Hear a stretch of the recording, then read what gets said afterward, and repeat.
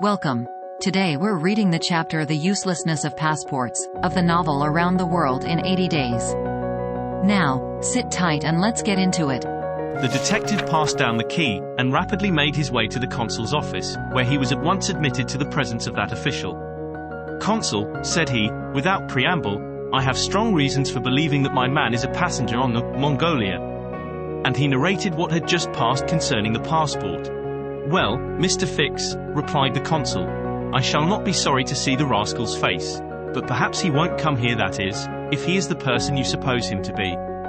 A robber doesn't quite like to leave traces of his flight behind him, and, besides, he is not obliged to have his passport countersigned.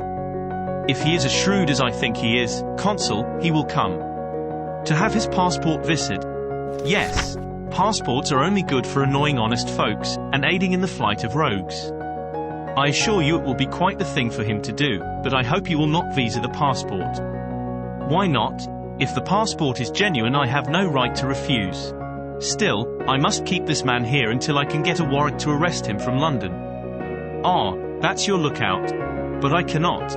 The consul did not finish his sentence, for as he spoke a knock was heard at the door, and two strangers entered, one of whom was the servant whom Fix had met on the quay. The other, who was his master, held out his passport with the request that the consul would do him the favor to visa it. The consul took the document and carefully read it, whilst Fix observed, or rather devoured, the stranger with his eyes from a corner of the room. "You are Mr. Phileas Fogg," said the consul, after reading the passport. "I am, and this man is your servant. He is a Frenchman, named Passepartout. You are from London?" "Yes. And you are going to Bombay?" "Very good, sir. You know that a visa is useless, and that no passport is required." "I know it, sir," replied Phileas Fogg, "but I wish to prove, by your visa, that I came by Suez."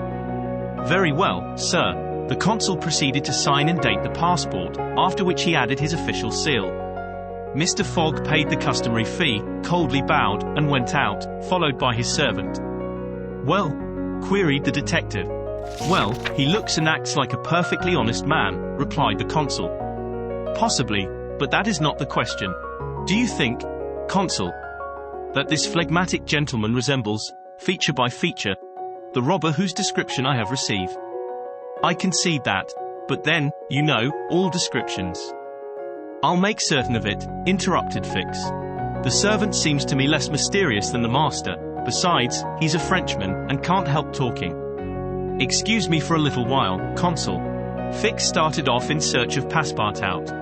Meanwhile Mr. Fogg, after leaving the consulate, repaired to the quay, gave some orders to Passepartout, went off to the Mongolia in a boat, and descended to his cabin. He took up his notebook, which contained the following memoranda: left London, Wednesday, October 2nd, at 8:45 p.m. Reached Paris, Thursday, October 3rd, at 7:20 a.m. Left Paris, Thursday, at 8:40 a.m. Reached Turin by Mont Cenis, Friday, October 4th, at 6:35 a.m. Left Turin, Friday, at 7:20 a.m. Arrived at Brindisi, Saturday, October 5th, at 4 p.m. Sailed on the Mongolia, Saturday, at 5 p.m.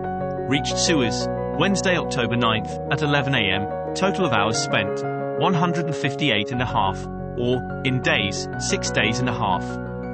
These dates were inscribed in an itinerary divided into columns, indicating the month, the day of the month, and the day for the stipulated and actual arrivals at each principal point: Paris, Brindisi, Suez, Bombay, Calcutta, Singapore, Hong Kong, Yokohama, San Francisco, New York, and London from the 2nd of October to the 21st of December, and giving a space for setting down the gain made or the loss suffered on arrival at each locality. This methodical record thus contained an account of everything needed, and Mr. Fogg always knew whether he was behindhand or in advance of his time. On this Friday, October 9th, he noted his arrival at Suez, and observed that he had as yet neither gained nor lost. He sat down quietly to breakfast in his cabin, never once thinking of inspecting the town, being one of those Englishmen who will want to see foreign countries through the eyes of the domestics.